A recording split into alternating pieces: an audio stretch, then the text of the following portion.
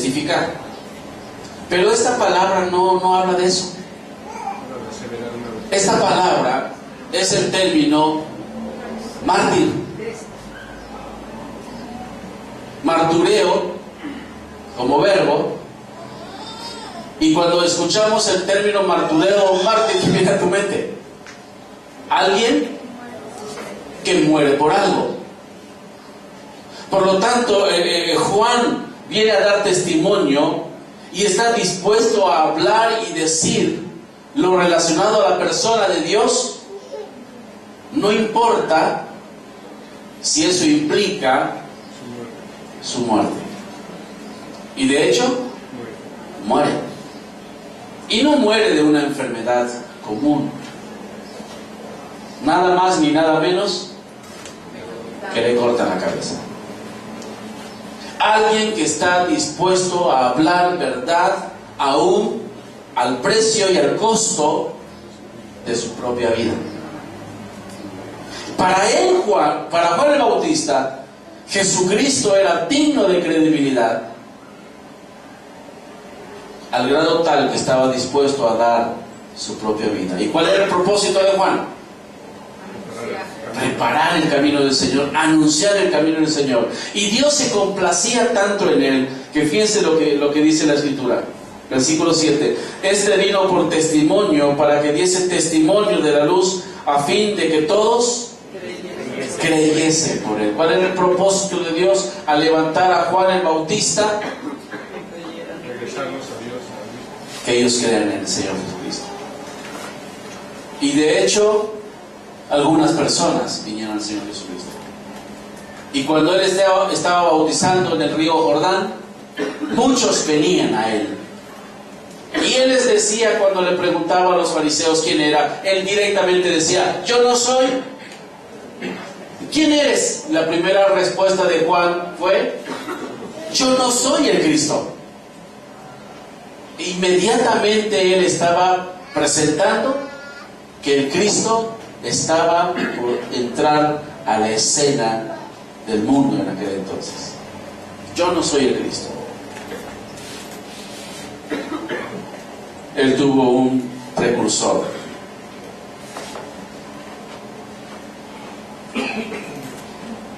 ¿Cuál fue la actitud del mundo?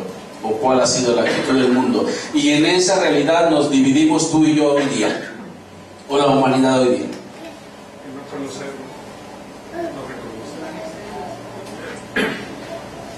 Aquí viene entonces la paradoja del versículo 9. Aquella luz verdadera que alumbra a todo hombre venía a este mundo. En el mundo estaba, y el mundo por él fue hecho, pero el mundo no le conoció. A lo suyo vino, y los suyos no le recibieron. Hay un rechazo para aquel verbo. Un rechazo no solamente de los judíos, sino también un rechazo de ¿quiénes? Del mundo completo.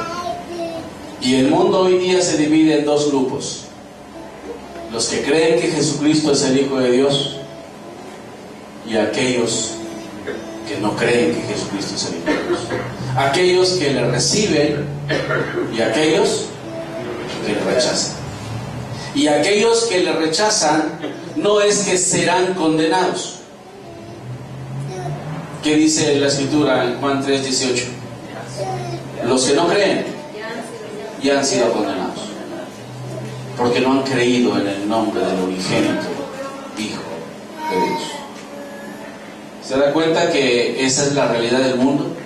Y así se divide el mundo: los condenados y los no condenados, los que creen y los que no creen.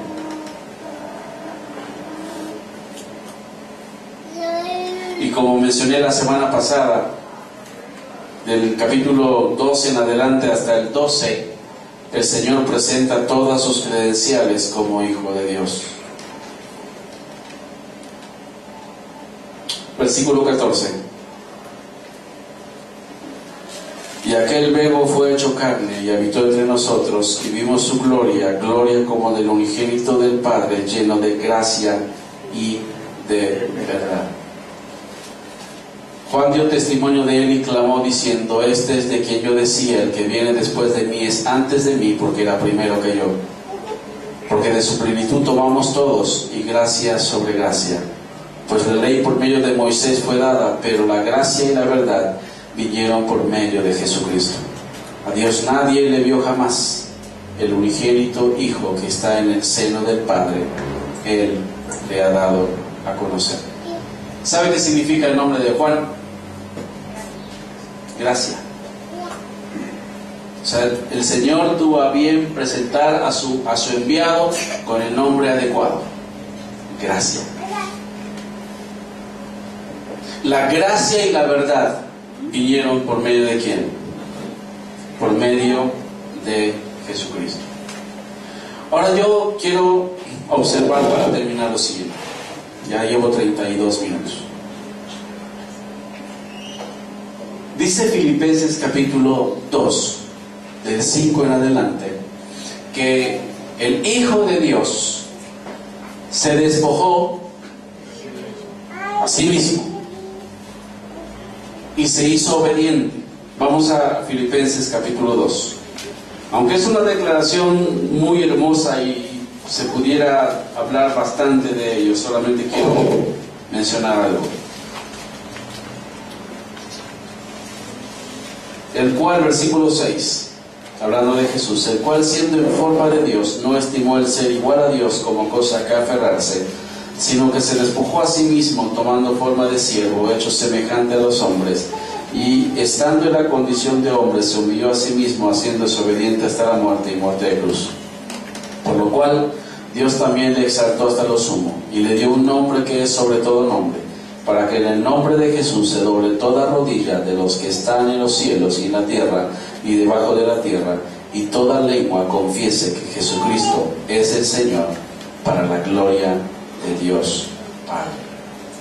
Él se despojó a sí mismo. Pregunta: ¿dejó de ser Dios? ¿De qué se despojó? Se vació del privilegio de usar sus atributos. Al tomar cuerpo en la persona de Jesús, el Hijo peló toda su gloria. Dios el Hijo peló todos sus atributos, aunque usó su poder sanando enfermos, resucitando muertos, no manifestó toda la grandeza de su omnipotencia. Él se vació del derecho de usar todos sus atributos. No es que se vació de sus atributos, sino del derecho de ¿qué? De usarlos. Si el Señor viniera con toda su gloria sobre esta tierra, o hubiera venido con toda su gloria y majestad sobre esta tierra, ¿qué pasaría con la humanidad?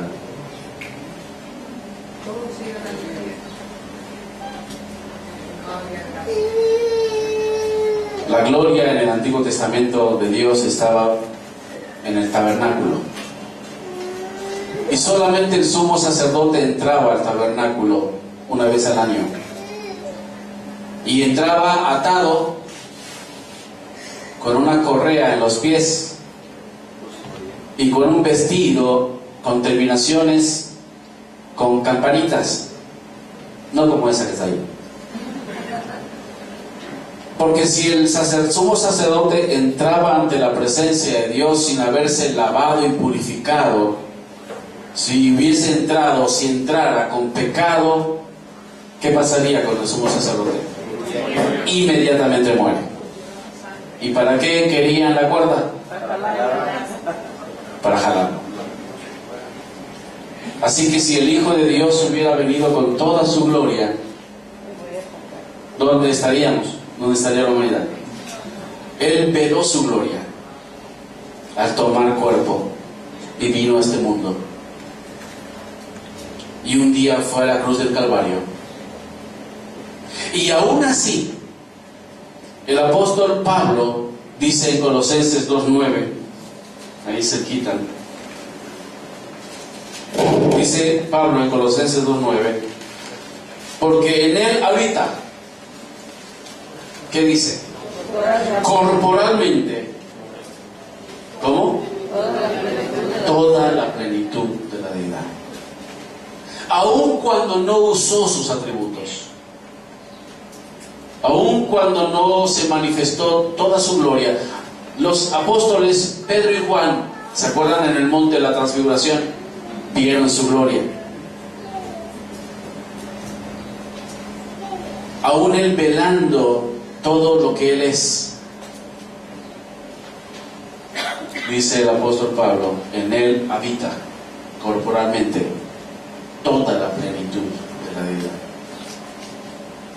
Y cuando él estaba orando por sus discípulos en el capítulo 17 de Juan, él decía, Padre, si me acompañan.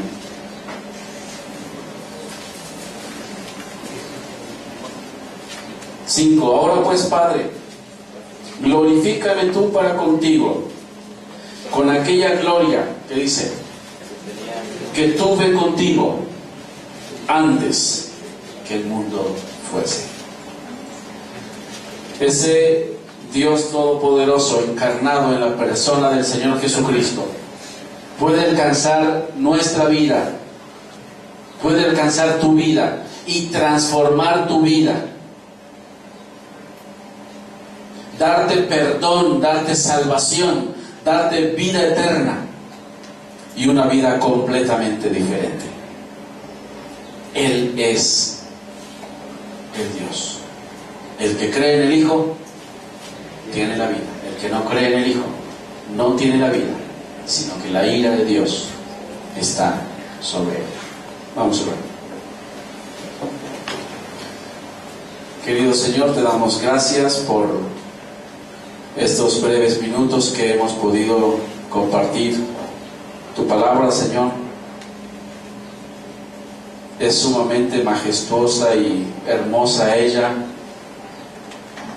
y has permitido que hombres y mujeres podamos tener el privilegio de conocer tu persona, Señor, a través de tu palabra, cuando tu Espíritu Santo la toma y nos la ministra a nuestras mentes y nuestros corazones. Agradecemos, Señor, que tu Hijo Jesucristo haya venido a este mundo, que el Hijo se haya encarnado en Jesús y que Él haya ido a la cruz del Calvario como la ofrenda sin pecado para salvar a los pecadores como nosotros. Bendecimos tu nombre por tu gracia. Gracias, Señor, por tu verdad. Gracias porque tú eres verdad. En el nombre del Señor Jesús. Amén. Muy bien, sacamos unos 4 minutos para que cada papá que tenga a sus hijos en los salones, vayan por ellos, por favor, y en 4 minutos regresamos para continuar con el culto.